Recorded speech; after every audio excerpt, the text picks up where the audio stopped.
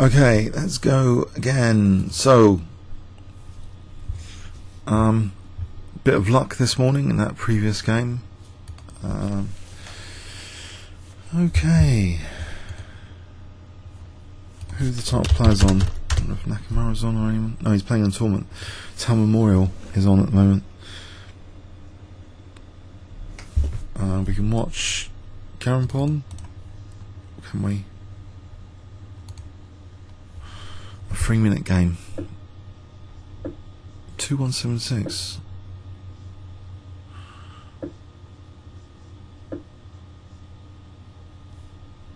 Takes his time, doesn't he? Garimpon. Who's Garimpon?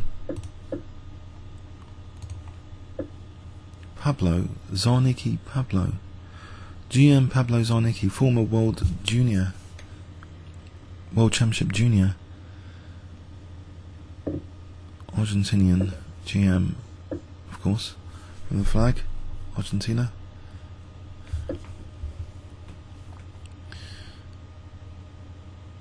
And I don't think I've got the latest version. I'm not running the latest version of Blitz in here. Okay, I think we need to rearrange the screen area and close this.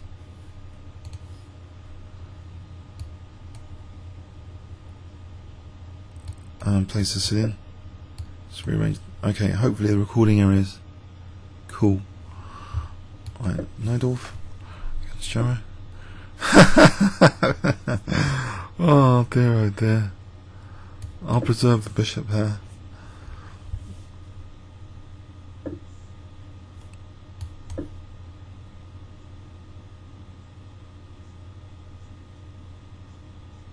Chess Explains has talked about this recently. If you play Bishop D7, it's like different personality to Knight D7. You're basically going to be more passive with Bishop D7, I think. Encouraging Maroczy by Knight D7, I think, is the fighting option.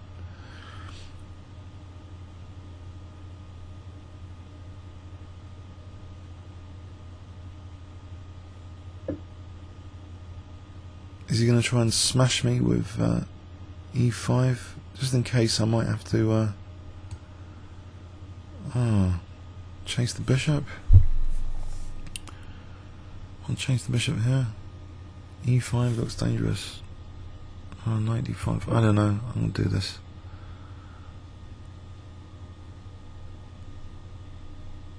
Maybe he's swallowed the book on this variation. I'm going to sack this D6 pawn and try and castle. Maybe bishop B7 actually. And then same idea, I'm going to sack that pawn. Or he could be playing for E6. I could take first, then Knight D5.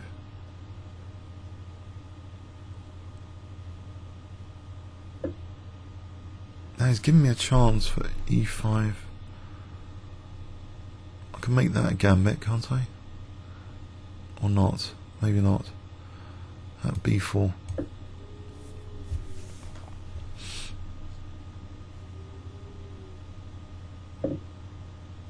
Now E5 might be interesting, because this E5 E6 is looking dangerous.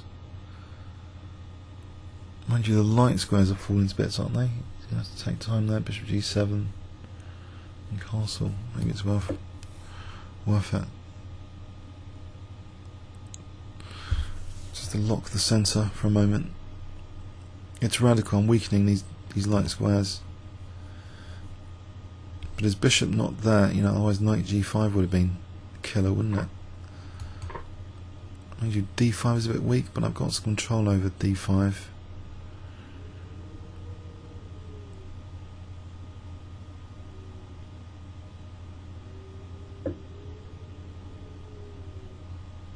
Do I play bishop G7? He's got Knight E5, I can't play routinely here. Maybe even bishop E7, but bishop G7 hopefully becomes playable.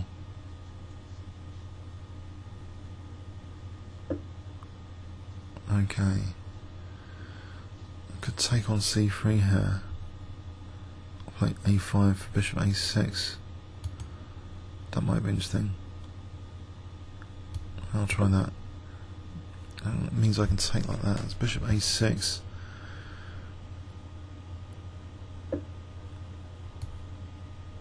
Mind you, bishop d3, and he's got knight d6s. I think bishop e7 here to cover d6.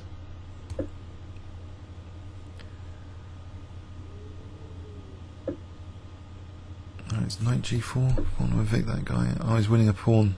No, he's not. I'm protecting e5.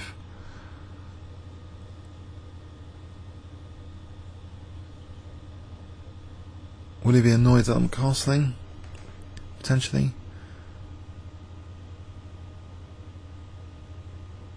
G6 does support f5. Okay, I've weakened dark squares. I've weakened light squares. On the other hand, I've got the option of taking here. I've got a lock on e5. Bishop's kind of hemmed in. I've got a potential useful pin. Maybe f6 here. I just want another move to castle. But then there's no retreat for the knight now, so maybe h5. Then knight h6. Yes. Pardon me. More weaknesses. Propagating. Can I play knight f7 and then castle? Knight f7 also covers d6. And he's getting a bit short on time as well. How about bishop a6? Because now bishop d3, there's no knight d6 against this guy. Well, there's rook g8 here. And knight g6 I'm going to get smashed. G5 out of the question. Knight f5 horrendous. Oh, I'm getting smashed. Can I castle queenside?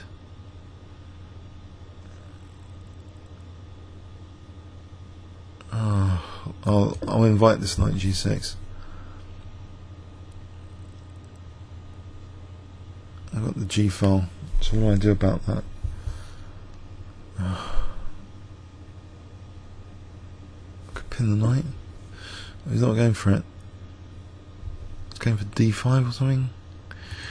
Can play for c4. Try and block the bishop.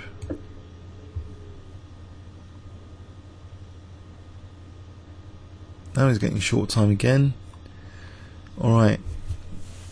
He's got knight g6 though. This is nasty. But he's not seeing it. Or is he seeing it? Okay, now there's bishop a6. This pin is actually useful here. Do I just want to exchange one pair of rooks? Would that reduce the possibility of getting slaughtered if I just exchange off one pair of rooks with rook d8?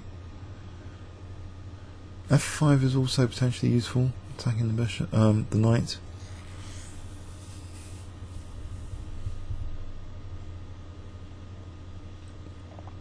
Knight d6 is potentially useful if it wasn't for check. Maybe king f8, knight d6. That's a nice one. That pin, how does it extricate from this pin if I play king f8 and I torture the pin with knight d6? Let's try that. Because actually the bishop can't go to h6. The king's off that diagonal. And he's down to 26 seconds. Oh. Okay, so I should have played BC, shouldn't I? Because now he's got CB. Oh, Muppets. Play it anyway? Or F5? F5, there's F4. Bishop goes back. Okay, F5 hitting the knight. Try and squeeze him. So piece sack or something. Right, it's dangerous for my king here. Knight d6, queen h5.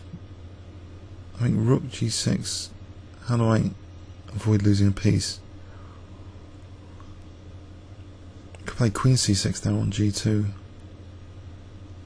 Go for that.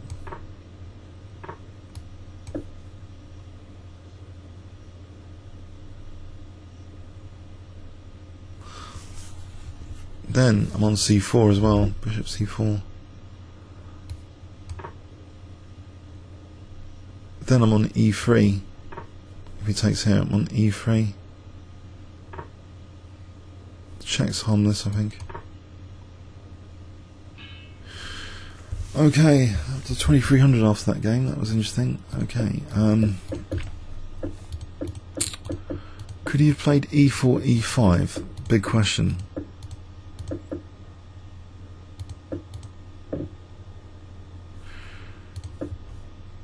e5. What am I doing here? e6. Am I getting smashed? Knight g5. It just looks like a disaster.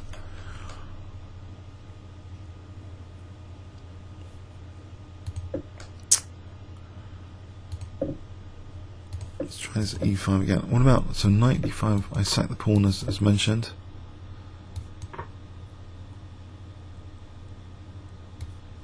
I got a compensation of the pawn here. That's more pliable anyway. There's pressure across here potentially. I've got weaknesses. I've got weaknesses here.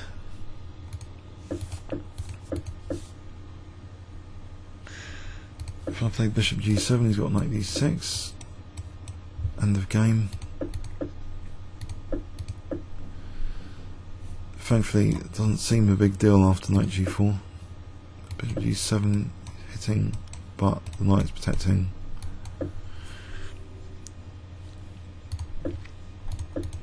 But I'm getting even more weaknesses after f6.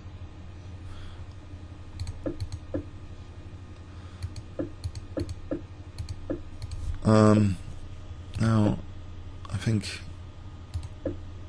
Okay, what happened here? Knight c4. Okay, that nasty pin.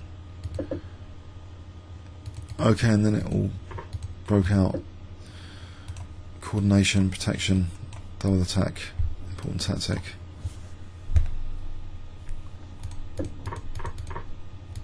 Comments or questions on YouTube? Thanks very much.